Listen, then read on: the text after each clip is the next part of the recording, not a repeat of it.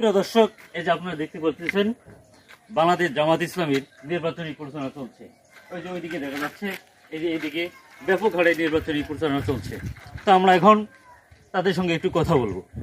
আসসালামু আলাইকুম ভাই, ভালো আছেন? আলহামদুলিল্লাহ, আপনি ভালো আছেন? ভাই, এই যে আপনারা জামাত ইসলামী করেন বা বাংলাদেশ জামাত ইসলামী যে সংগঠনটা, এই সংগঠনটা করেন, কিন্তু এই সংগঠনটা করার পিছনে আপনার উদ্দেশ্য কি? কেন আপনি বাংলাদেশ জামাত ইসলামীর সঙ্গে যুক্ত আছেন? আলহামদুলিল্লাহ, একটা সুন্দর প্রশ্ন করেছেন। আমরা জামাত ইসলাম করার মূল লক্ষ্য এবং উদ্দেশ্য হচ্ছে 1971 সালের পর থেকে আজ পর্যন্ত বাংলাদেশে একটা সরকার দেশ এবং জাতির জন্য কোনো উন্নয়নমূলক কাজের ধারা আমরা দেখিনি। ইসলামের যে পরিমাণ পরিবর্তন দেশে প্রয়োজন, বাংলাদেশে 95% মুসলিম দেশ হয়েও আমরা আমাদের ইসলাম প্রচারের বিঘ্ন ঘটছে। এমনকি বিদেশ থেকে বিভিন্ন দেশের তকমা দিচ্ছে, বাংলাদেশের জঙ্গি সংগঠন হিসেবে তকমা দিয়ে আসছে। আমরা এটা থেকে বেরিয়ে আসতে চাই।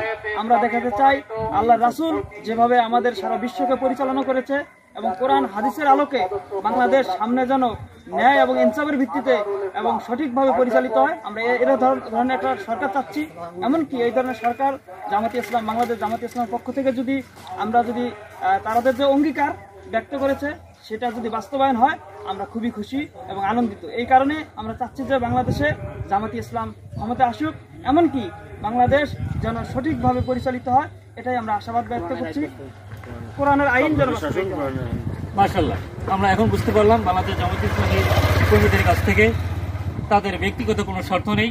তারা চাচ্ছে কোরআন এবং হাদিস অনুযায়ী, কোরআন এবং সুন্নাহ অনুযায়ী দেশটা পরিচালনা হবে এবং শিক্ষা এবং মানুষের সেবা করবে, এটাই তাদের প্রত্যাশা।